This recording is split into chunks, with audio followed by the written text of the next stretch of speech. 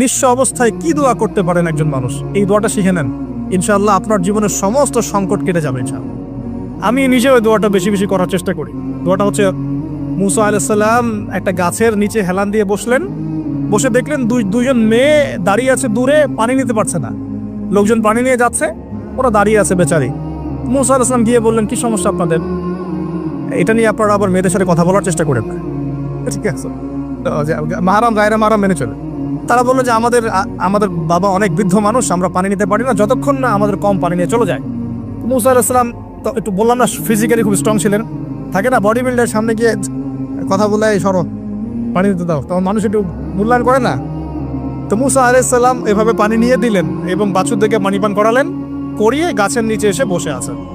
বসে বসে তিনি দোয়া করছেন, এই যে দোয়াটা তিনি দোয়া করছেন, রব্বি, একটা নেক কাজ করলেন, নেক কাজ করলেন না, মানুষের উপকার করলেন, নেক কাজ করে এসে গাছের নিচে বসে দোয়া করছেন, আল্লাহ এখানে তো আমার খাবার পানি বাসস্থান কিছুই নাই, আমি কি করব? রব্বি ইন্নি লিমা আনজালতা ইলাইয়া মিন খায়রিন ফাকির, রব্বি ইন্নি লিমা আনজালতা ইলাইয়া মিন খায়রিন ফাকির। আবার বলেন, রব্বি ইন্নি লিমা আনজালতা ইলাইয়া মিন খায়রিন ফাকির। অর্থ হচ্ছে, হে আল্লাহ, তুমি তোমার পক্ষ থেকে আমার উপরে যে নিয়ামতগুলো দিবে, আমি এর জন্য ফকির হয়ে বসে আছি।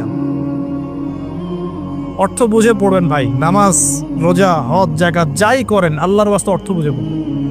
অর্থ বুঝে পড়লে আপনার ইবাদতের স্বাদ পাবেন, তৃপ্তি পাবেন, আল্লাহর সাথে কানেকশন হবে, আল্লাহর নূর পাবেন, মাআরিফত পাবেন, সত্য স্বপ্নও দেখবেন তখন ইনশাআল্লাহ।